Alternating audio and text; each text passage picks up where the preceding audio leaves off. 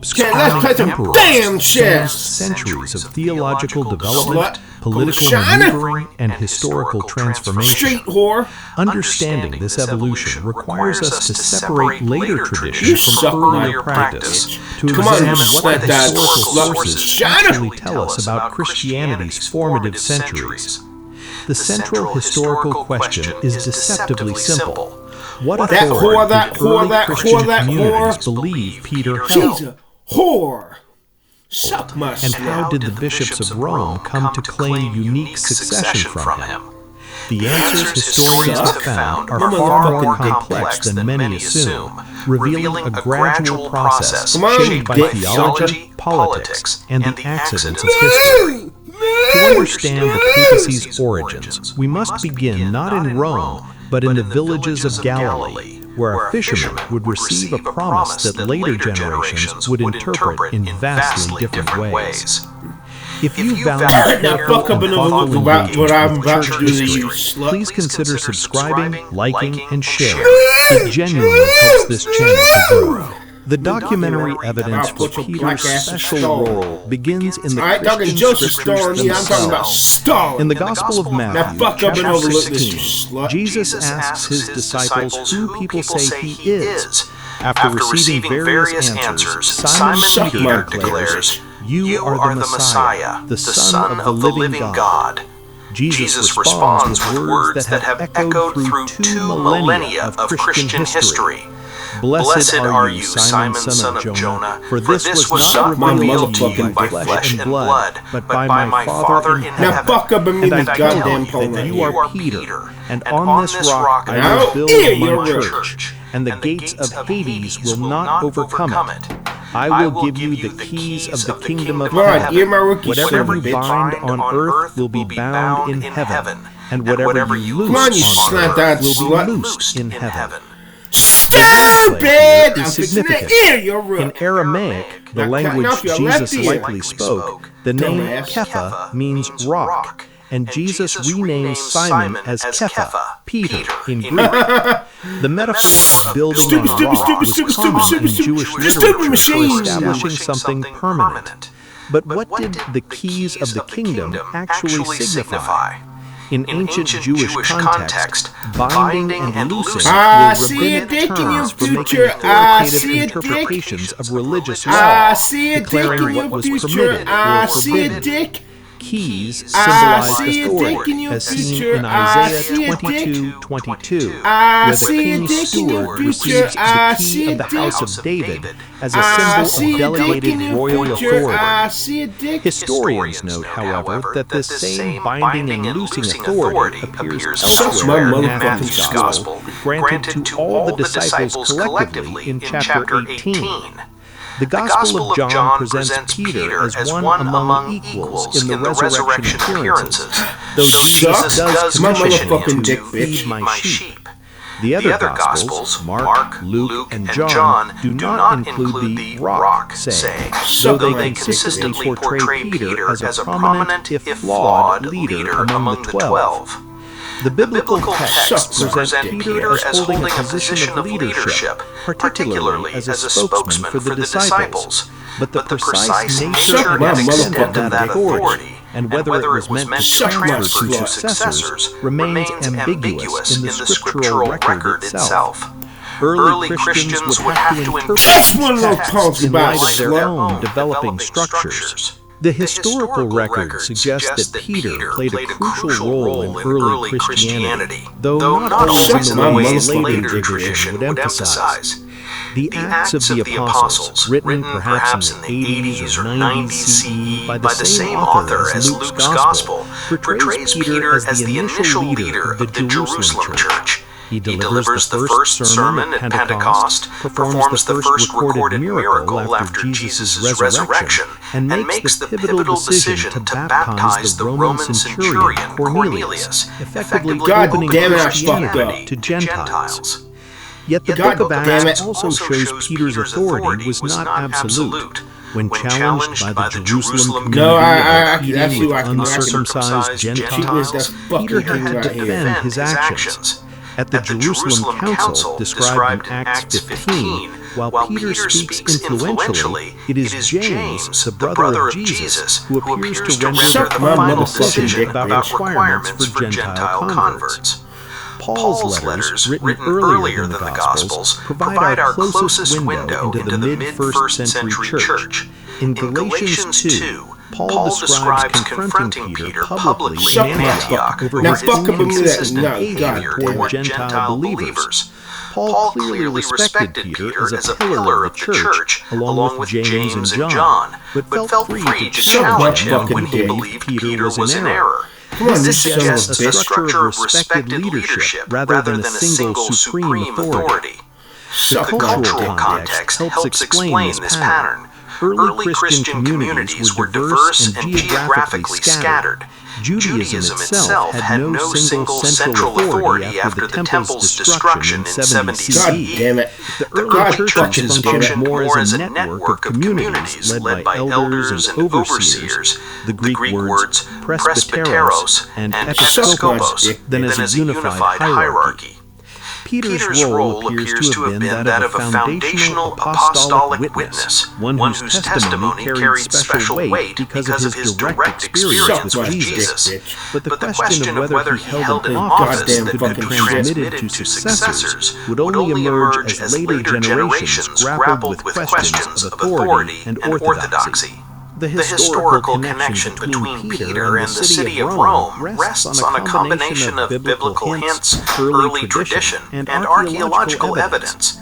The first epistle of Peter, whether himself or by a later follower using his name, sends greetings from Babylon, a term early Christians used as a coded reference to Rome.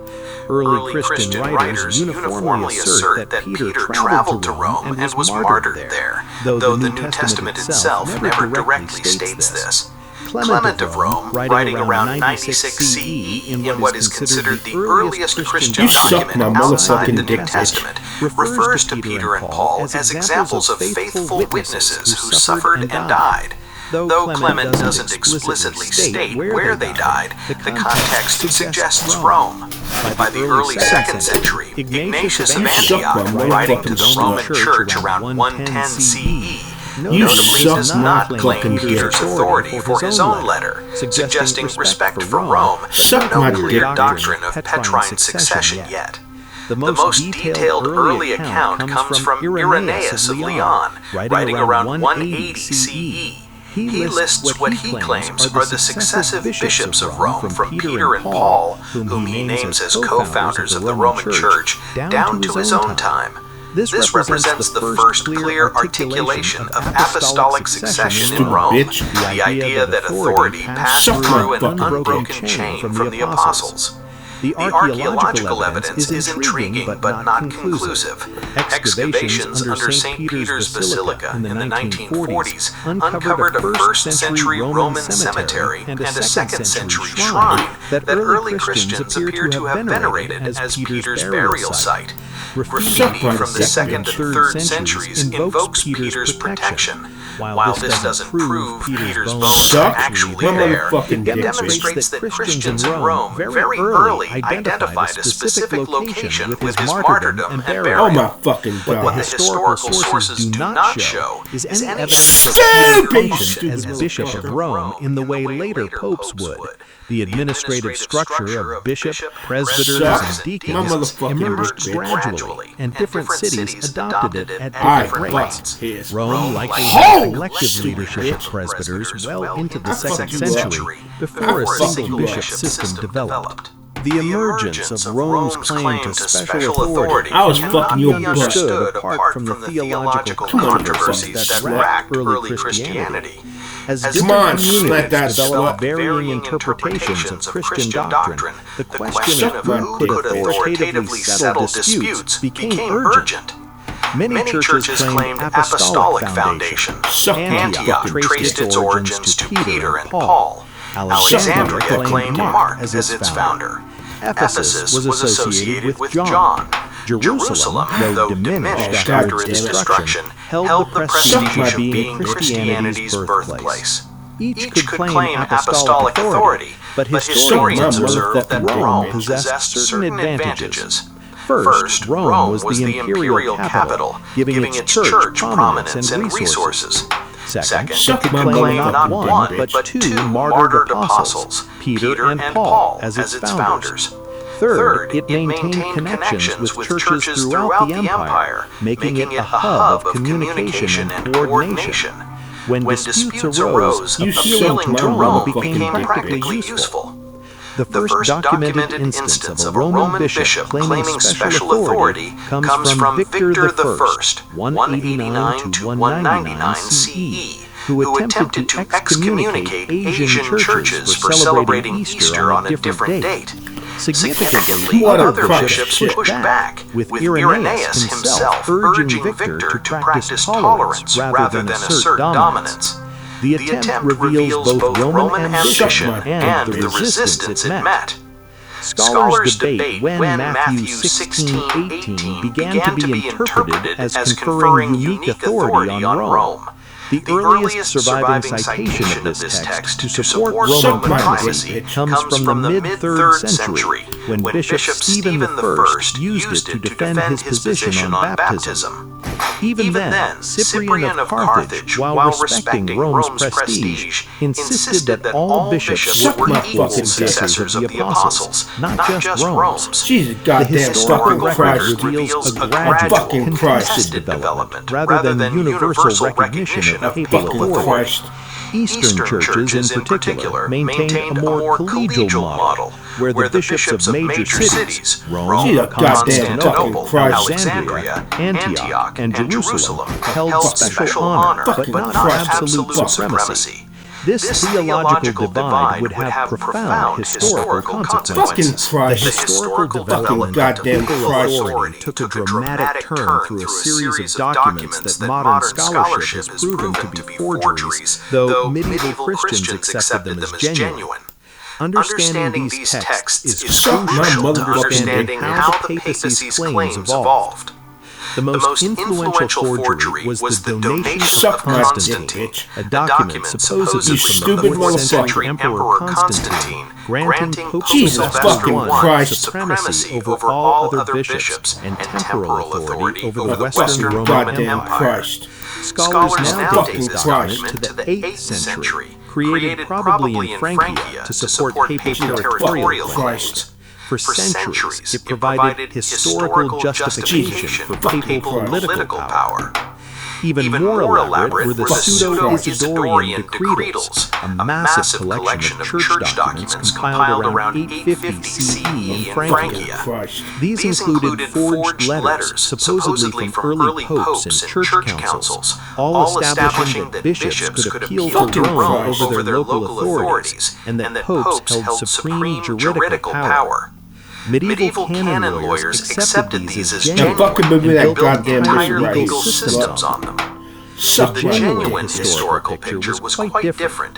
Constantine did favor Christianity and convened the Council of Nicaea in 325 CE, but he convened it as emperor, not at papal command.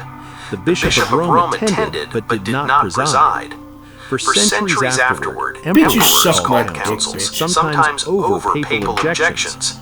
The great ecumenical councils, Nicaea, Constantinople, Ephesus, and Chalcedon, were imperial affairs, with Eastern bishops outnumbering Western ones. Manuscript evidence shows the gradual expansion of papal claims. Early liturgical texts address the Bishop of Rome simply as a fellow bishop. By the 5th century, Pope Leo I was articulating the theory that Peter's authority resided in each of his successors. But Leo's assertions were themselves novel, and many bishops disputed them. Archaeological evidence from Rome itself tells a parallel story. The simple shrines of early Christian Rome gave way to magnificent basilicas. The bishops of Rome, initially meeting in houses like other church leaders, eventually occupied the Lateran Palace, formerly an imperial property. The physical transformation mirrored the institutional one. What's historically significant is not that these documents were forged. Many ancient texts were pseudepigraphical, but that they were needed at all. Their creation suggests that papal supremacy was not universally recognized in apostolic times, but had to be established through persuasion and occasionally deception. The competing visions of church authority came to a historic breaking point in 1054 CE, when mutual excommunications between the Pope in Rome and the Patriarch of Constantinople formalized what historians call the Great Schism. The split had been building for centuries, rooted in linguistic, cultural, political, and theological differences, but the question of papal authority was central. The Eastern churches never accepted the Roman claim to universal jurisdiction. They honored Rome as first among equals due to its association with Peter and Paul and its position in the old imperial capital, but insisted that major decisions required consensus among the 5 patriarchs. The insertion of the Filioque clause into the Nicene Creed by Western churches without ecumenical council approval exemplified for Eastern bishops Rome's unilateral overreach. The medieval papacy reached the height of its power in the 13th century under popes like Innocent III, who claimed authority to depose emperors and kings. The historical impact was immense. Popes launched crusades, shaped European politics, patronized art and learning, and built institutional structures that influenced Western law and governance. Universities, hospitals, and legal codes all bear the stamp of medieval papal influence. Yet this same period saw the papacy's credibility repeatedly damaged. The Avignon papacy, 1309 to 1377, when popes resided in France under royal influence, undermined claims to independence. The Western Schism, 1378 to 1417, when 2 and eventually 3 men simultaneously claimed to be the legitimate pope, raised troubling questions about apostolic succession. If the line from Peter was unbroken, which line was authentic? The Protestant Reformation of the 16th century directly challenged papal authority on historical and theological grounds. Reformers like Martin Luther argued that the papal system contradicted Scripture and early church practice. The humanist scholar Lorenzo Valla had already proven the donation of Constantine was a forgery in 1440. The invention of printing allowed these arguments to spread rapidly, fracturing Western Christianity permanently. The Catholic Church responded at the Council of Trent, 1545 to 1563, by reaffirming papal supremacy, but also initiating genuine reforms. The First Vatican Council in 1870 proclaimed papal infallibility under specific conditions, taking the doctrine to new heights precisely when the papacy was losing its temporal power to Italian unification. The historical legacy remains complex. The papacy contributed to preserving classical learning through Dark Ages, sponsoring art that defined Western culture, and providing a check on arbitrary royal power. It also persecuted dissenters, sold indulgences, and wielded spiritual authority for political ends.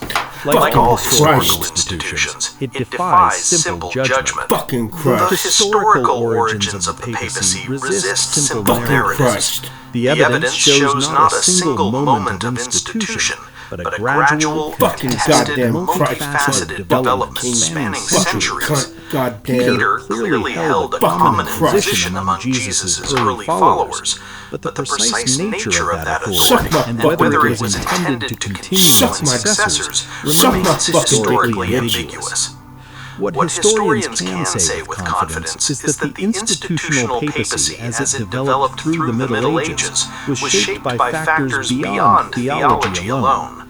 Roman political culture, the collapse of imperial authority in the West, the need for institutional continuity, theological controversies requiring authoritative resolution, and strategic forgeries that shaped medieval assumptions. Each generation reinterpreted Peter's role in light of its own needs. The claim to unbroken succession from Peter contains historical truth. There has been a sequence of bishops in Rome from early Christian times, but it simplifies a messier reality. The early bishops of Rome did not exercise the kind of authority later popes claimed. The development was gradual, uneven, and resisted by many Christians, especially in the East. For modern observers, the history raises questions that transcend the medieval debates. How do institutions establish legitimacy? What is the relationship between historical claims and theological truths? Can an institution that developed gradually over centuries still claim apostolic authority? These questions have no purely historical answers. They touch on philosophy, theology, and personal conviction. The papacy today looks vastly different from Gregory the Great in the 6th century, who himself differed dramatically from the presbyters of 2nd century Rome, who in turn operated in a world Peter would scarcely have recognized. Yet there is continuity, a continuous community in Rome claiming connection to Peter's witness and martyrdom. History shows us how we arrived here, but it cannot adjudicate the ultimate theological claims. It can distinguish legend from likely fact, genuine documents from forgeries, universal practice from later innovation. But whether the development of papal authority represents legitimate organic growth or gradual distortion, that judgment depends on assumptions history alone cannot resolve. What remains historically clear is that the question of authority in Christian communities was never settled simply or easily. From the earliest days, Christians disagreed about how to organize themselves, who could speak with authority, and what that authority entailed. These debates shaped not just ecclesiastical structures, but Western civilization itself, influencing law, politics, art, and culture in ways that persist to the present day. The story of the papacy is ultimately a very human story of how communities preserve memory, establish continuity, negotiate power, and construct narratives to explain their present by reference to their past. It reminds us that even the most ancient institutions are also historical developments, shaped by specific people making specific choices in specific times, for better and for worse. A fucking goddamn cunt fucking Christ. A fucking Christ. A fucking goddamn cunt fucking Christ. A fucking Christ. She a fucking goddamn Christ. Fucking Christ. Fucking Christ.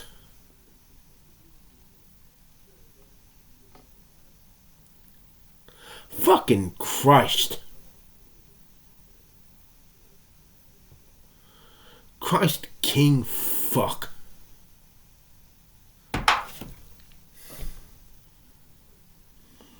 Fucking Christ. Fucking bitch. Suck my cunt. God damn it.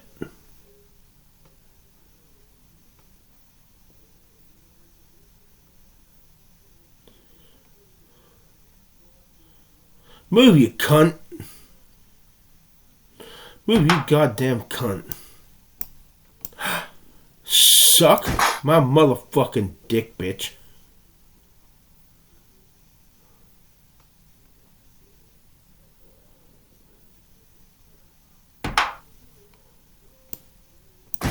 I just eared you fucking rookie son of a bitch.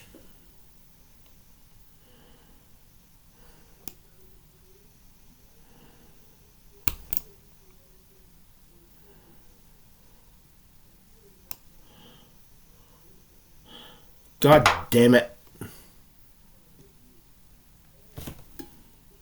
Son of a bitch. Stupid goddamn motherfucker.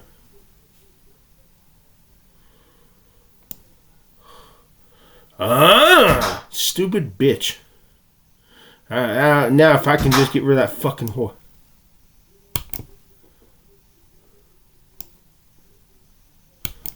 God damn it. Suck my whore ass dick. Suck my motherfucking whore ass dick.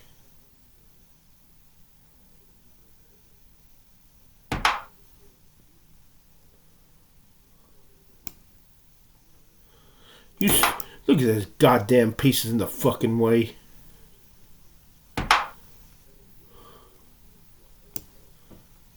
Suck my motherfucking dick, bitch. You stupid, you stupid motherfucker. Stupid fucker. Kiss that bitch goodbye, slut. Suck my motherfucking dick, bitch. You suck my dick, bitch. Suck my motherfucking dick, bitch.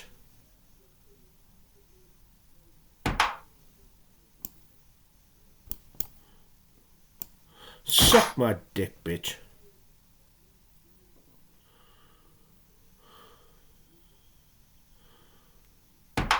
You suck my dick, bitch. You suck my dick, bitch. I fucked his hole! Stupid bitch. You suck my dick, bitch. You suck my dick, bitch. You suck my dick, bitch. You suck my dick, bitch. Suck my dick, bitch. You suck my dick, bitch. Suck my motherfucking dick, bitch. You suck my slut. Suck my dick, bitch. Street whore. You suck my dick, bitch. You oriental prostitute. From China. You suck my dick, bitch. You suck my motherfucking slut.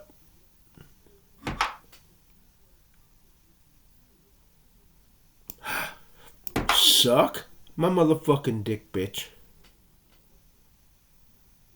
You suck my motherfucking dick.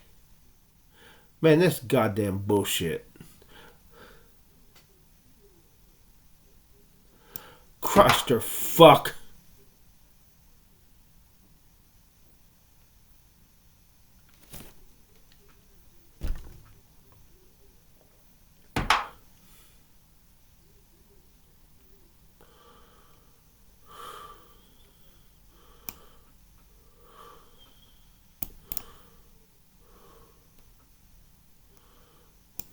Christ King fuck.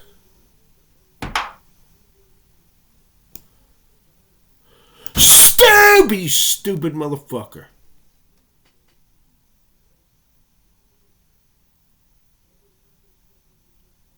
Stupid, stupid, stupid, stupid, stupid, stupid, stupid, stupid. The stupid machine.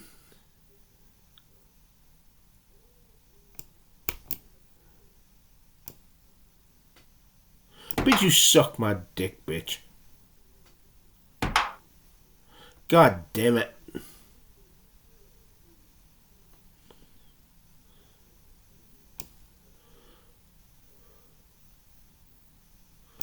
Suck my dick, bitch. God damn it. Suck my dick, bitch. Oh, fucking Christ. Suck my dick, bitch.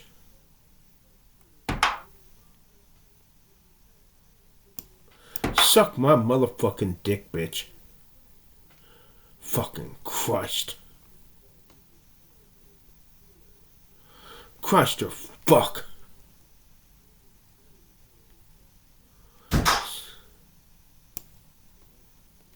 Suck my dick, bitch.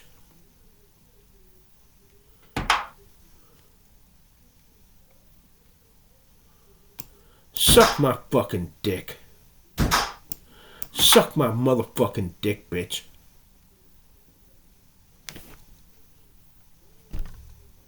Suck my dick, bitch.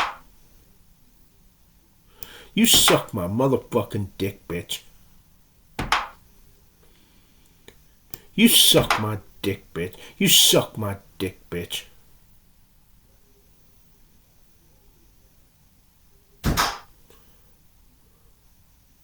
Bitch, you suck my dick, bitch.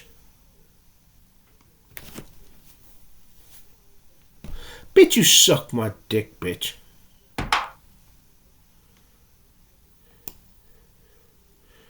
You suck my motherfucking dick, bitch. Suck my dick, bitch. You suck my dick, bitch.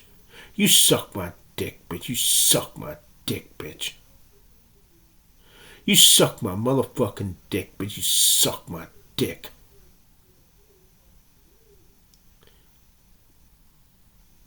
Suck my dick, bitch.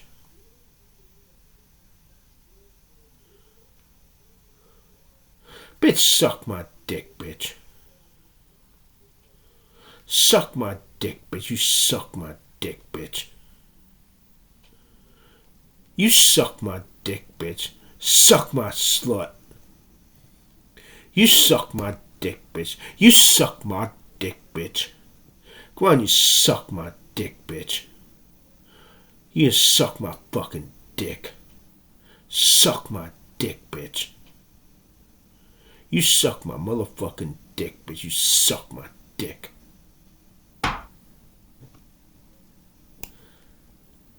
Bitch, you suck my dick, bitch. Bitch, suck my dick, bitch.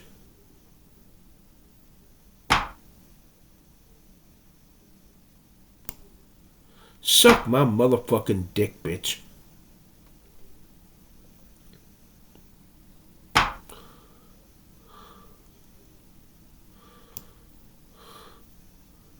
God damn it. Suck my motherfucking dick, bitch.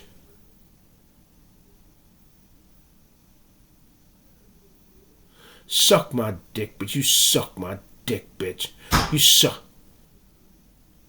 You suck my dick, bitch. God fucking damn it. Suck my dick, bitch. You suck my dick, bitch. Suck my dick, bitch. Suck my dick, bitch. Suck my dick, bitch.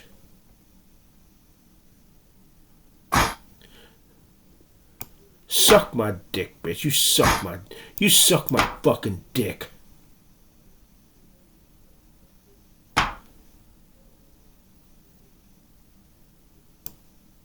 Suck my dick, bitch. Suck my fucking dick.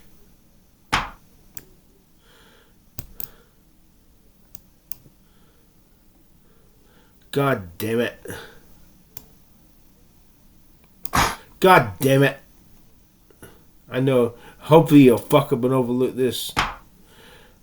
Stupid! You could have taken my fucking rookie, son of a bitch. Suck my dick, bitch. Fucking Christ. Christ of God, fuck. Suck my fucking dick. Suck my dick, bitch.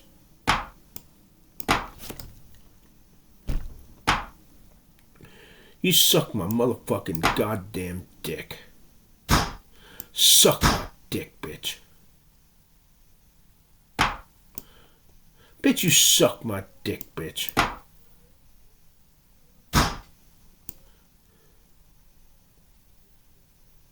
You suck my motherfucking dick, bitch.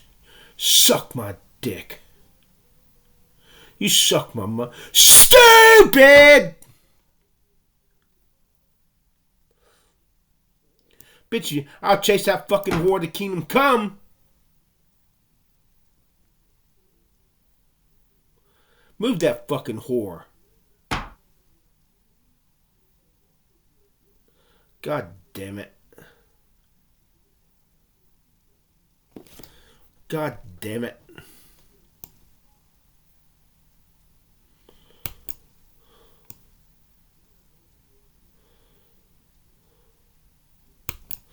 God fucking damn it.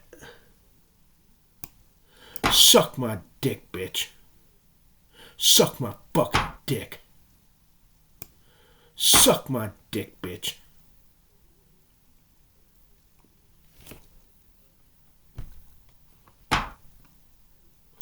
Bitch, you suck my dick, bitch.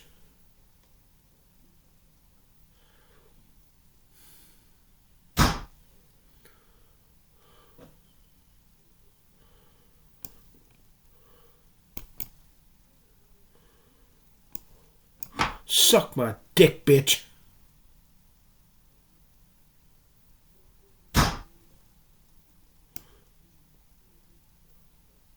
You suck my motherfucking dick, bitch. God fucking damn it. Bitch, you suck my dick, bitch. You suck my dick.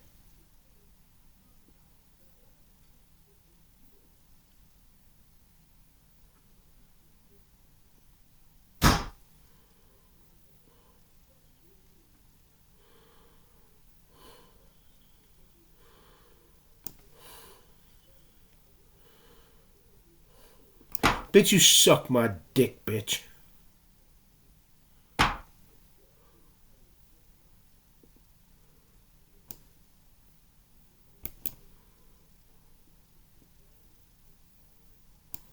Suck my fucking dick.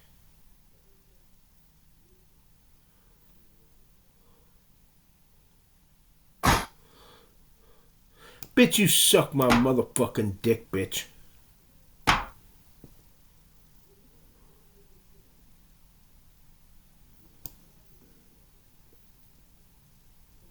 Bitch, you suck my dick, bitch. Suck my fucking dick. Suck my dick, bitch.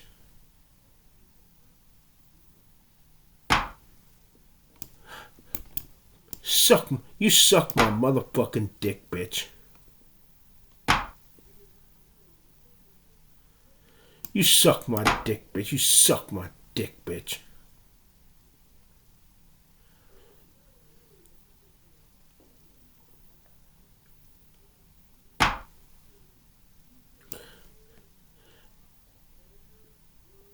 Bitch, you suck my motherfucking slut.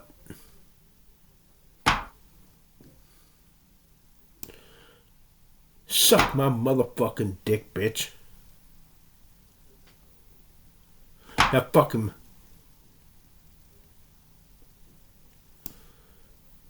Suck my dick, bitch. You suck my dick, bitch. You suck my fucking dick.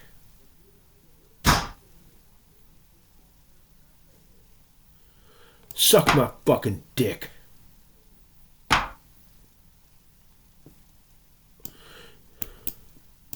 You suck my motherfucking dick, bitch.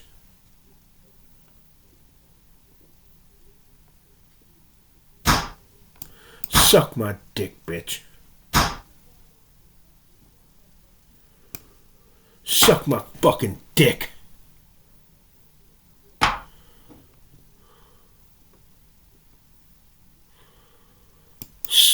Bitch, you suck my dick, bitch.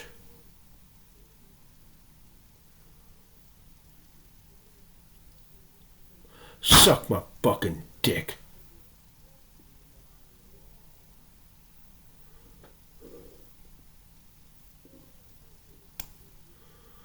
God damn it, you fucking Christ the fuck. Christ King fuck.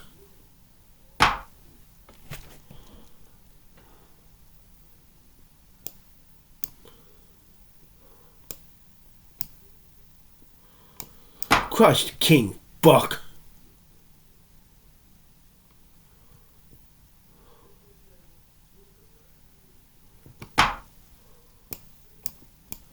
Christ King fuck. Jesus fucking Christ. Oh fucking Christ. You fucking goddamn cunt Christ. Oh fucking Christ. A fucking goddamn fucking cunt. Fucking Christ fucking King fuck. A fucking Christ. Christ King fuck.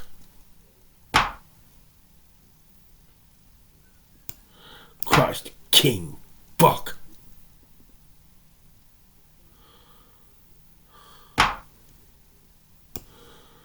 Christ King fuck.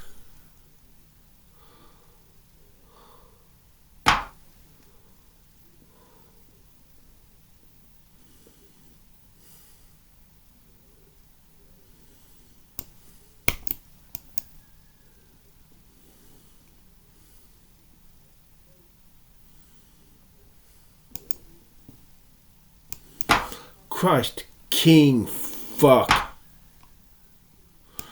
Christ or fuck. Stupid!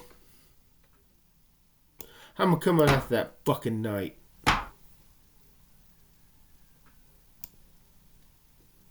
Suck my dick, bitch.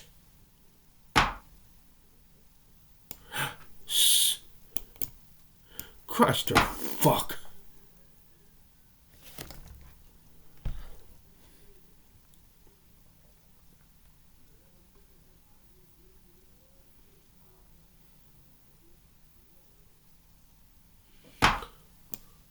Christ the fucking King.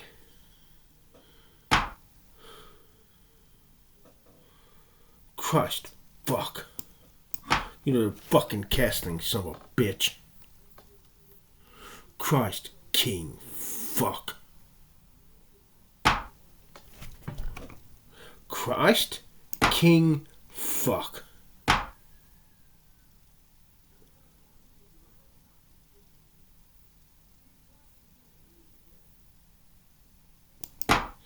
Christ King fuck. Suck my dick, bitch.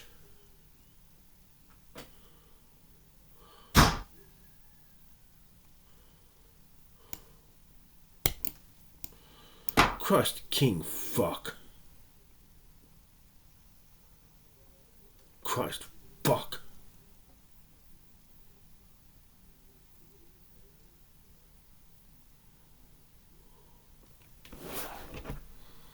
Christ fuck.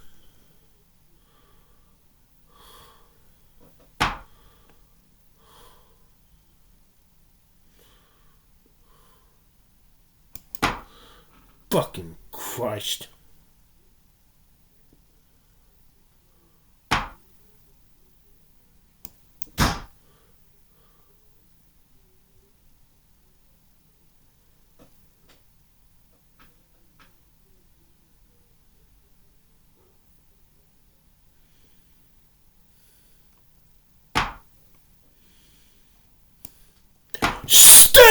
Stupid bitch. Stupid motherfucker. Stupid idiot. Stupid idiot.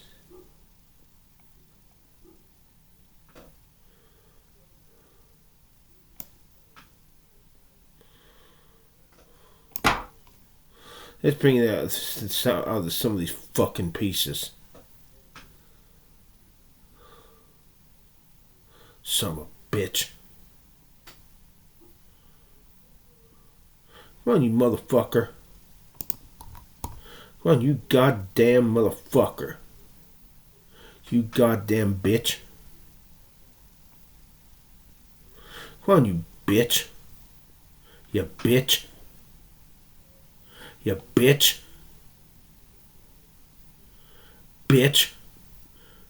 Move! I'll put your goddamn shit-sucking black ass for Stalin. I ain't talking Joseph Stalin, I'm talking about Stalin. Suck my dick, bitch.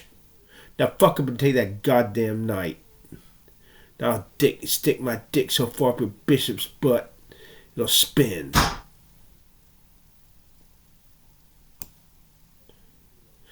Bitch, you suck my... God damn it.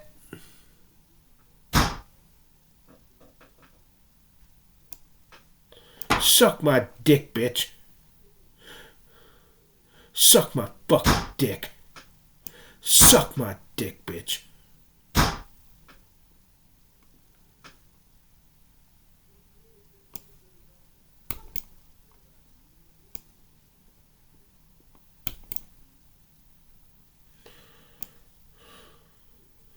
Bitch, you suck my dick.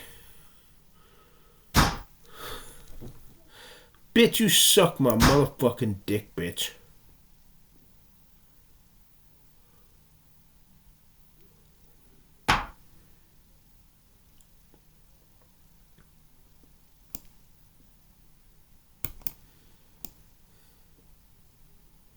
Bitch, you suck my dick, bitch.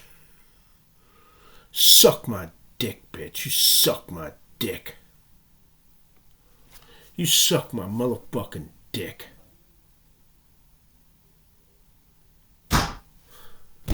Bitch, you suck my dick, bitch. Suck my dick.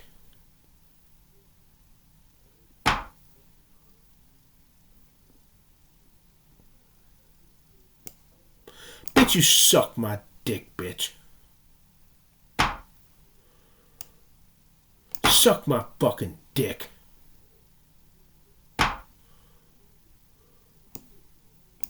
Bitch, you suck my dick, bitch. You suck my dick, bitch.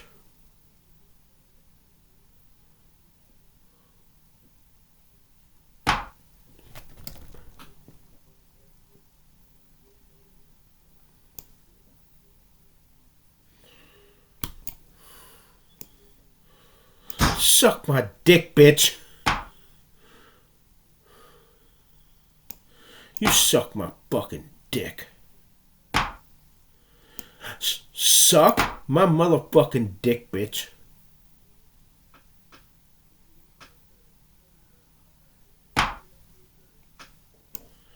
Suck my dick, bitch. Stupid, stupid bitch. Suck my fucking dick. Suck my fucking dick.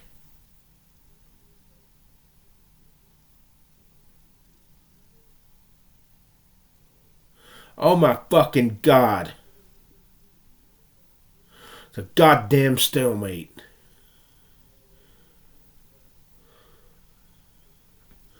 Oh my fucking bless you soul, God fucking damn.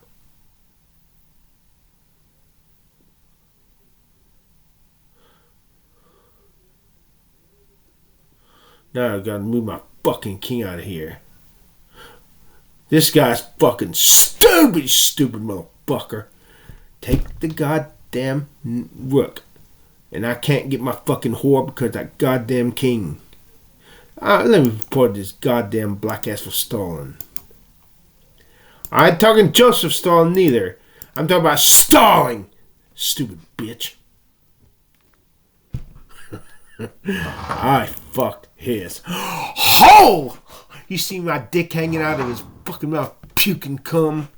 From my dick puked a bucket load of cum in his gut.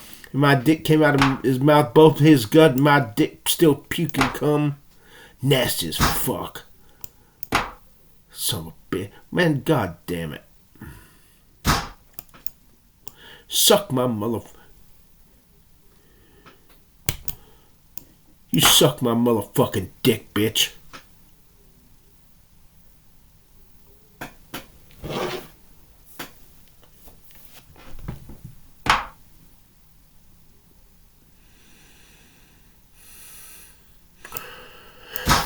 Bitch, you suck my dick. Bitch, you suck my dick, bitch.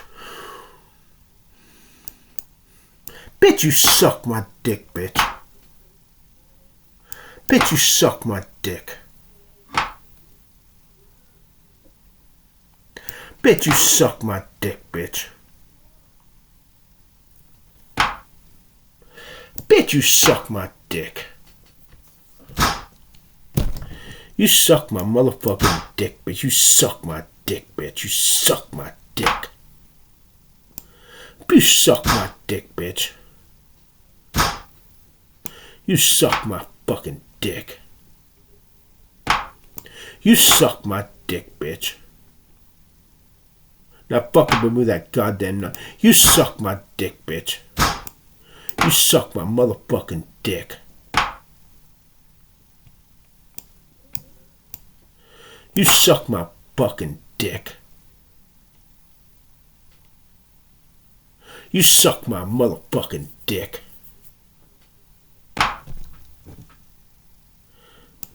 You suck my dick, bitch.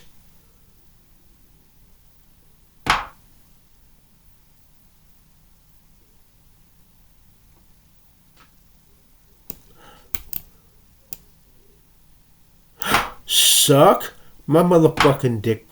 You suck my mother...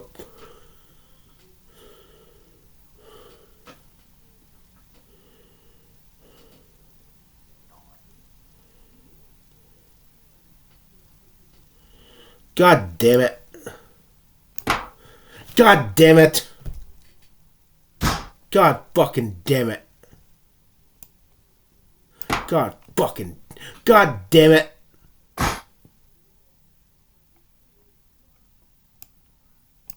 Oh, you stupid fucking bitch.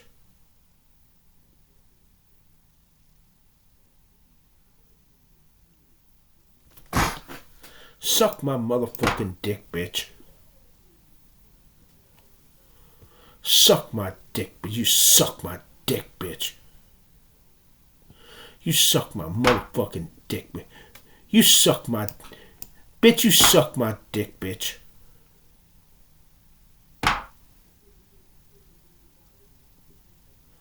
You suck... God damn it. God fucking damn it. God damn it. God damn it. God damn it. God fucking damn it.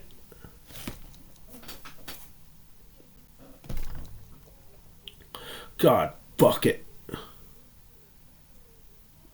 Movie God fuck. Suck my motherfucking dick, bitch.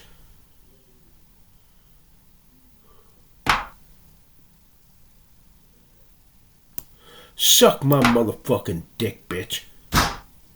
Suck my fucking dick. Suck my dick, bitch.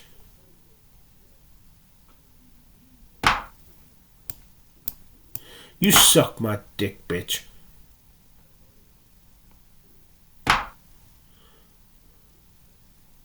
You suck. You suck my dick, bitch. You suck my dick. You suck my dick, bitch.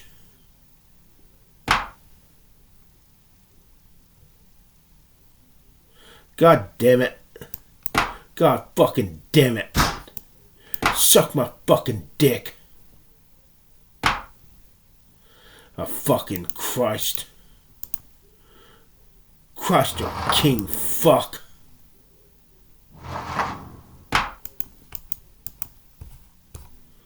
Christ, king fuck.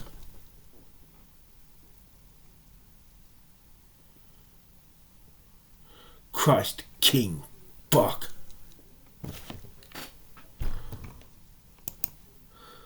Move, you Christ, a fucking bitch.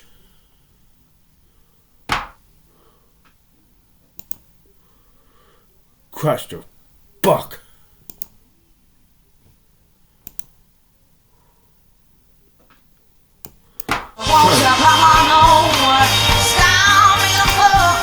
UZI. God damn it, I didn't want to close that fucking page.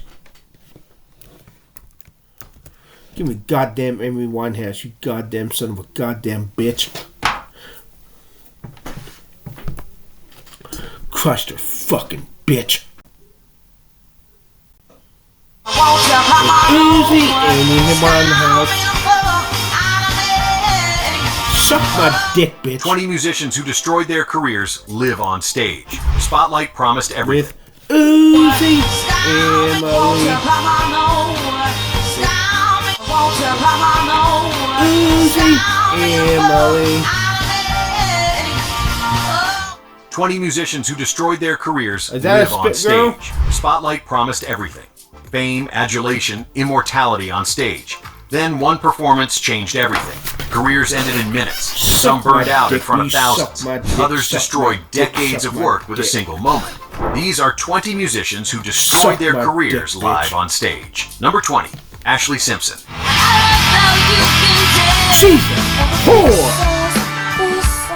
I still touch Simpson's her sister head. built a career separate from Jessica, scoring a #1 album with Autobiography in 2004. Her debut sold 3 million copies. MTV gave her a reality show. Then came Saturday Night Live on October 23rd, 2004. I was stuck inside someone else's life. She got some spit arms though. During her second performance, the wrong backing vocal track started playing. Her own voice singing Pieces of Me blared through the speakers while she stood holding the microphone. She awkwardly danced a jig, then walked off stage. The show cut to commercial. The show cut to commercial.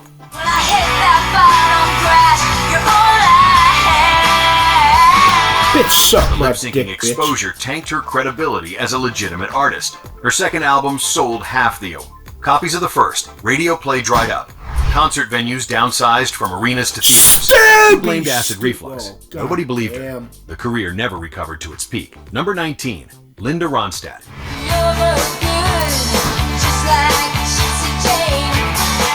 11-time Grammy winner. Over 100 million records sold worldwide. The Aladdin Hotel in Las Vegas booked her for a residency in July 2004. During one performance, she dedicated her encore of Desperado to filmmaker Michael Moore and his controversial documentary Fahrenheit 9/11.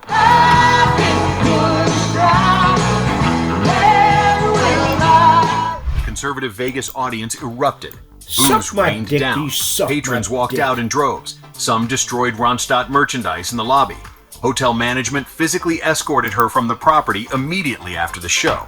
They refused to pay her for the performance. Her posters came down that night. Country and adult contemporary. Wow, what the fuck did she do? 2004. During one performance, she dedicated her encore of Desperado to filmmaker Michael Moore and his controversial documentary Fahrenheit 9/11.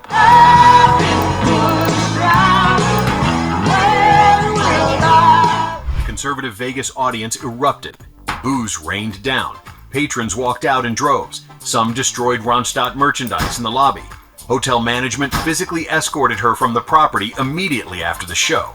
They refused to pay her for the performance. Her posters came down that night. Country and adult contemporary radio stations dropped her music. That's what someone told me, but I don't know. Tour dates canceled across red states. She'd alienated half her audience with one dedication. The Vegas incident marked the beginning of her commercial decline. She never regained mainstream country radio support. Number 18, Ted Nugent.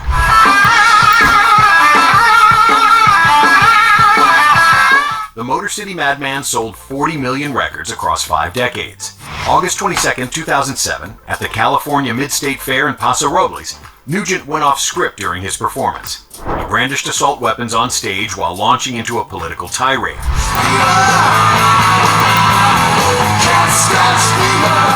He called then Senator Barack Obama a piece of and told him to suck on my machine. He is a piece of Hillary Clinton. The incident, captured on video and uploaded to YouTube, went viral. Corporate sponsors fled. State fairs canceled bookings. Casino venues dropped him from scheduled shows.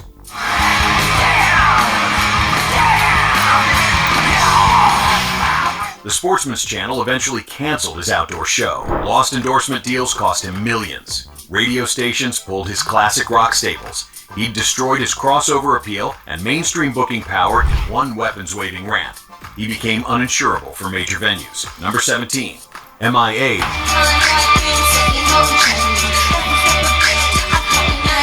The Sri Lankan artist dominated alternative hip-hop with paper planes and collaborations with major artists.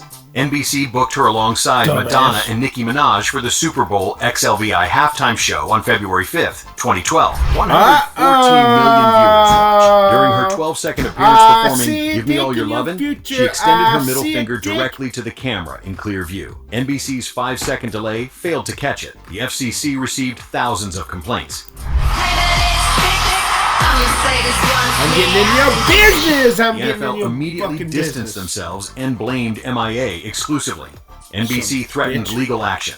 Major corporate partnerships evaporated Mother overnight. son of a Pop radio bitch. stations blacklisted her music. The NFL banned her from future events. It's my chest when I'm banging on the dashboard. My chain hits my chest when I'm banging on the radio. She torpedoed her mainstream crossover moment on the world's biggest stage. Spit. Settlement negotiations with the NFL Man, she's and got NBC some long dragged- spit smoke. NFL spit banned smoke her on. from future events. It's my chest. NBC threatened legal spit, action. spit, Major spit, corporate spit. partnerships evaporated overnight. Does she have a spit effect on NBC threatened legal action. Major corporate partnerships evaporated with the spit effect? overnight. Pop radio stations blacklisted her music. The NFL banned her from future events. It's my chest. Spit, spit, spit, spit, spit, spit. Does she have a spit effect Threatened on? NFL. NBC's 5-second delay failed to catch it. The FCC received thousands of complaints. Stupid! The NFL Alright, immediately fuck distanced this. themselves and blamed Holy MIA stupid exclusively. fucker. NBC threatened legal action. Major. What the fuck did she do? He called then Senator Barack Obama a piece of. Well, and he's told a him to fucking stick piece on of my shit. machine gun.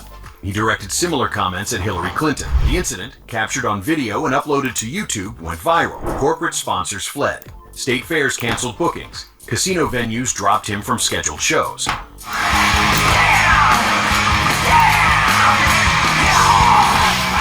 The Sportsman's Channel eventually canceled his outdoor show. Lost endorsement deals cost him millions. Radio stations pulled his classic rock staples. He'd destroyed his crossover appeal and mainstream booking power in one weapons-waving rant. He became uninsurable for major venues. Number 17, MIA. She got Sri spit Lankan on. artists dominated alternative hip-hop with paper planes and collaborations with major artists. NBC booked her alongside Madonna and Nicki Minaj for the Super Bowl XLVI halftime show on Suck February my 5th, dick, bitch. 2012. 114 million viewers watched. During her 12-second appearance performing Give Me All Your Lovin', she extended her middle finger directly to the camera in clear view. NBC's 5-second delay failed to catch it. The FCC received thousands of complaints.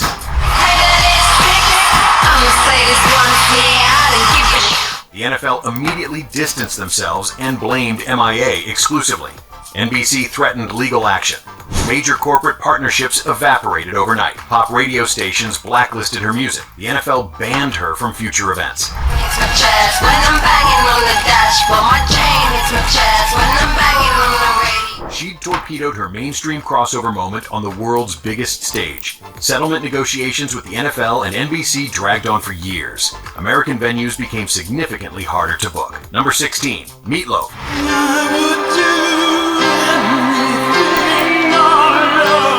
Bat Out of Hell sold over 43 million copies. The operatic rock star commanded stages worldwide. Edmonton, Alberta, on June 17, 2011, became a disaster. Meatloaf collapsed twice during the performance at Rexall Place.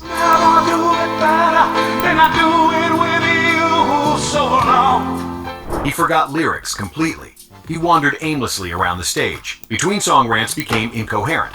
Audience members demanded refunds mid-show. Video footage showed clear physical and mental distress. The tour continued despite obvious problems. In Pittsburgh days later, another meltdown occurred. Promoters canceled 17 remaining tour dates. Ticket refund costs exceeded $2 million.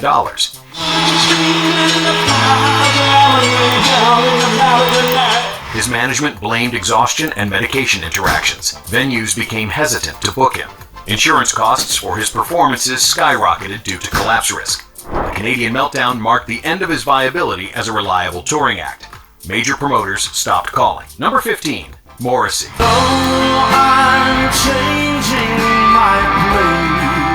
The Smiths frontman built a devoted solo career spanning decades. His political statements grew increasingly controversial. During a November 2019 performance at the Hollywood Bowl, he wore a pin supporting the far-right for Britain party while making inflammatory statements between songs. God The damn it. backlash was immediate and severe.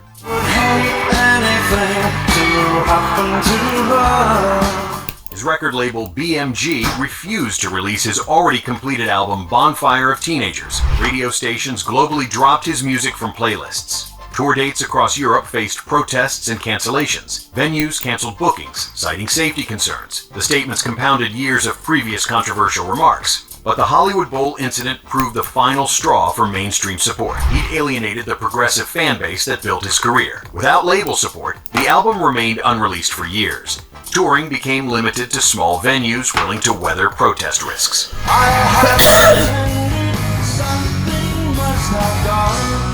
Before we continue, which incident shocked you most so far? Did you witness any of these career-ending moments live? Drop a comment and let us know where you're watching from. Number 14, Rage Against the Machine.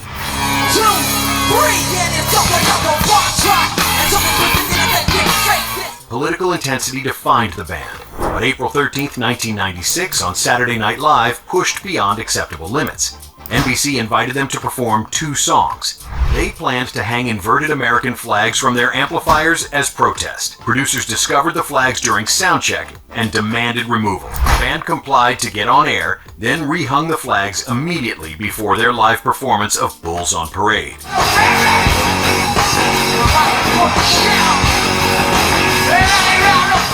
NBC executives rushed the stage the moment the song ended. Security physically removed band members from the building. Their second song was canceled. NBC banned them permanently from all network properties. The incident, while celebrated by their core fan base, eliminated mainstream television opportunities.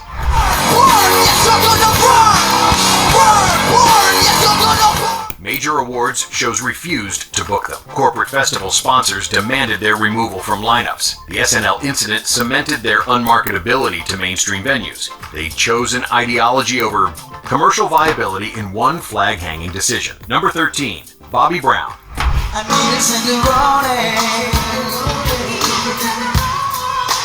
New Edition launched him, then solo success made him a superstar with Don't Be Cruel selling 12 million copies. By the late 1990s, live performances became increasingly erratic. A 1998 concert in Orlando demonstrated the decline catastrophically. Brown appeared 2 hours late, clearly intoxicated.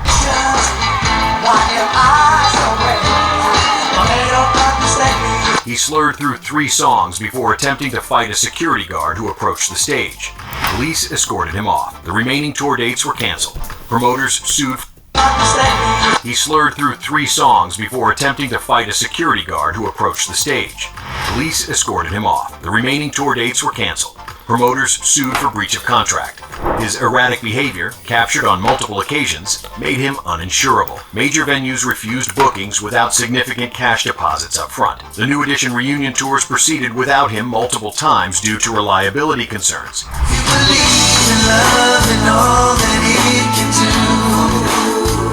Radio stopped playing his solo material. The Orlando incident exemplified a pattern that destroyed his solo touring viability. He became known more for personal chaos than musical ability. Number 12, Sid Vicious.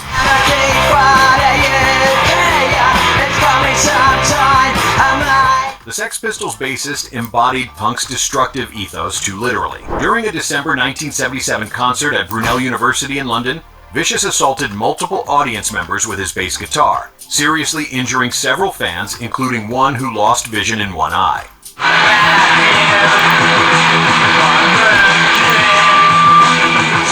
The incident led to immediate legal consequences. Police arrested him after the show. Lawsuits piled up from injured concertgoers. Venues across the UK banned the Sex Pistols entirely. Insurance companies refused coverage. The band's American tour in January 1978 faced protests and venue cancellations. That tour ended in San Francisco with the band's breakup. Vicious never performed with another successful act.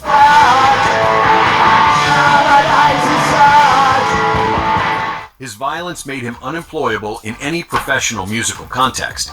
He destroyed his career through literal assault. He died from a heroin overdose in February 1979 before facing trial for his girlfriend's murder. The Brunel incident demonstrated that even punk had commercial limits. Number 11, Marilyn Manson.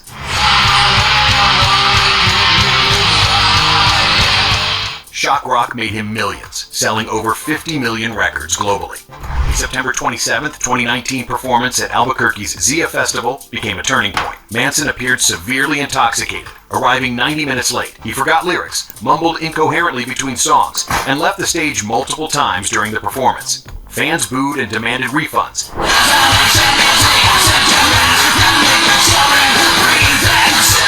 Video showed him barely able to stand. Festival organizers cut his set short. The performance went viral as evidence of decline. More damaging were subsequent allegations from multiple women about backstage behavior during tours. Venues began dropping him from festival lineups. His record label dropped him in February 2021. Move, you cunt.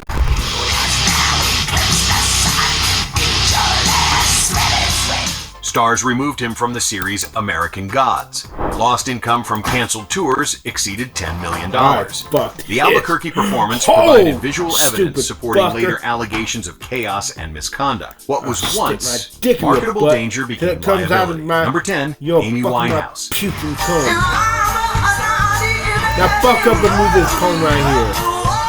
5 Grammy Awards. Back-to-back sold 16 million copies. Her final concert on June 18, 2011, in Belgrade, Serbia, destroyed what remained of her touring career. She appeared unable to remember lyrics or even which song was playing. Suck my motherfucking dick. She wandered the stage aimlessly. She turned her back to the audience for extended periods. Fans booed relentlessly. She mumbled indecipherably into the microphone. The performance lasted less than 90 minutes of a scheduled 2-hour show. The video went viral immediately, showing clear evidence of severe intoxication or withdrawal. Suck my dick, bitch. Her management canceled the entire European tour the next day, including 12 dates. She died 5 weeks later on July 23, 2011, of alcohol poisoning at age 27. The Belgrade concert became her last. Refund costs and canceled venue contracts exceeded $3 million. The performance remains one of the most difficult to watch concert videos available, documenting complete professional collapse. Which of these incidents do you think was the most preventable? Ever seen a performer meltdown live? Share your experiences in the comments below. Number 9, Axl Rose. Suck my motherfucking dick. Guns N' Roses dominated rock through the late 1980s and early 1990s. Rose's volatility became legendary, but the Montreal riot on August 8, 1992 crossed into career destruction. Metallica and Guns N' Roses co-headlined at Olympic Stadium before 53,000 fans. Suck my dick. Now fuck up and overlook this. Rose complained about monitor sound quality throughout the opening songs. After 9 songs and 55 minutes, he declared, "I'm going home," and walked off stage. The concert was over. Riots erupted immediately. Fans destroyed the venue, causing $500,000 in damage. Police arrested dozens. Rose faced criminal charges. The incident contributed to the band's disintegration. Suck my dick. Drummer Matt Sorum was fired. Guitarist Izzy Stradlin quit. Major tours were canceled due to Rose's unreliability. Insurance costs became prohibitive. The Montreal riot exemplified Rose's ability to destroy professional opportunities through tantrums. Original Guns N' Roses never toured at that level again. Rose's reputation for walking off stage made promoters demand massive financial guarantees. Number 8, Sinead O'Connor. Sinead O'Connor, you bitch. 4 Grammy nominations. Nothing Compares to You dominated 1990. Then came Saturday Night Live on October 3rd, 1992. After performing an a cappella version of Bob Marley's War, she held up a photograph of Pope John Paul II.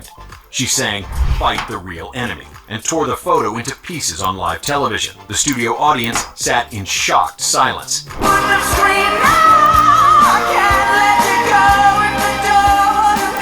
NBC's switchboard exploded with complaints. The Catholic League organized boycotts. Radio stations nationwide pulled her music immediately. Her next public appearance 2 weeks later at Madison Square Garden for Bob Dylan's anniversary concert resulted in sustained booing so intense she couldn't perform.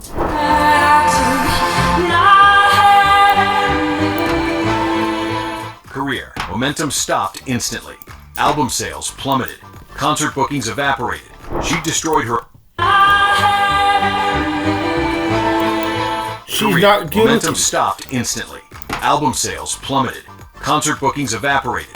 She destroyed her American commercial viability in 3 seconds of torn photograph. Later context about Catholic abuse vindicated her message. but the career damage proved permanent. She never regained mainstream American airplay. Number 7. The Dixie Chicks.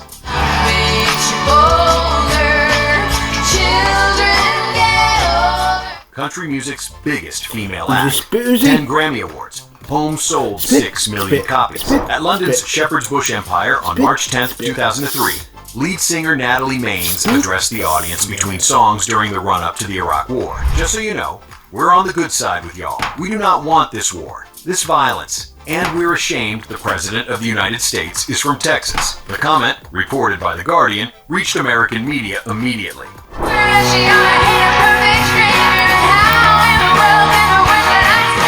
Country radio dropped them within 48 hours. Sponsorships were terminated. Thousands destroyed their CDs publicly, often with tractors. Death threats poured in. The Dixie Chicks lost an estimated $30 to $50 million in canceled tour revenue and endorsements. Radio blacklisting lasted years.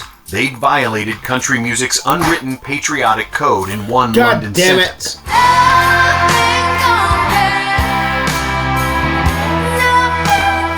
The group eventually changed their name.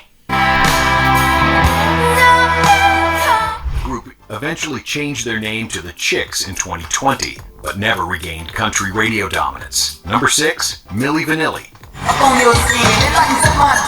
Radio dominance. Number 6, Milli Vanilli.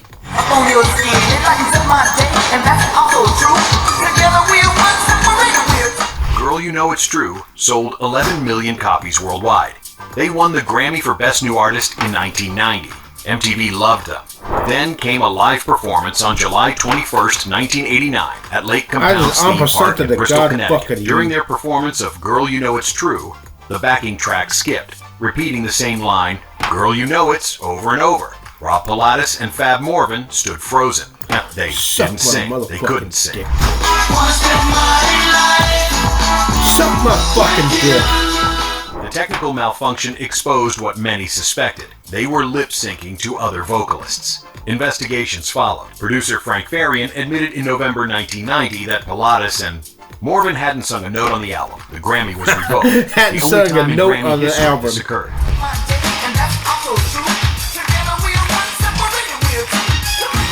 Lawsuits from consumers demanded refunds. The duo's career ended instantly. Lost future earnings exceeded $25 million. Pilatus died in 1998 of alcohol and prescription drug overdose.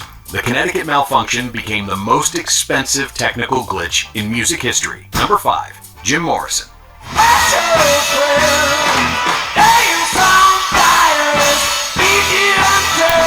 The Doors sold millions. Morrison was rock poetry incarnate. March 1st, 1969, at the Dinner Key Auditorium in Miami, changed everything. Morrison arrived intoxicated. The performance grew increasingly chaotic. Witnesses reported Morrison exposed himself to the crowd of 12,000. He simulated oral sex on guitarist Robbie Krieger. He screamed obscenities and taunted the audience. He urged fans to rush the stage.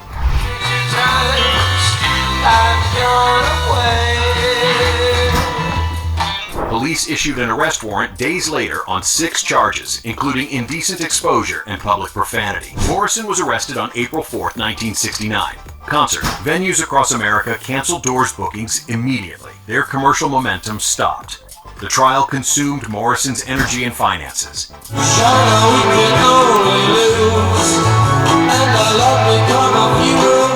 He was convicted on 2 misdemeanor charges, sentenced to 6 months hard labor, and fined $500. He died in Paris on July 3, 1971, before appeals concluded, at age 27. The Miami incident effectively ended the Doors as a touring act. Lost tour revenue exceeded $2 million. Before we reach number 1, how many of these musicians were you fans of before their career-destroying moments? Did any of these incidents change how you view live performances? Drop your thoughts below. Number 4, Kanye West.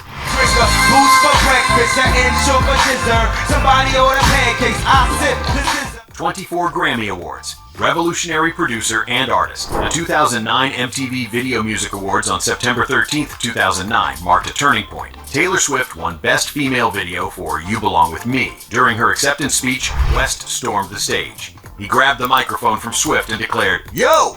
Taylor, I'm really happy for her." Won Best Female Video for You Belong With Me. During her acceptance speech, West stormed the stage. He grabbed the microphone from Swift and declared, "Yo!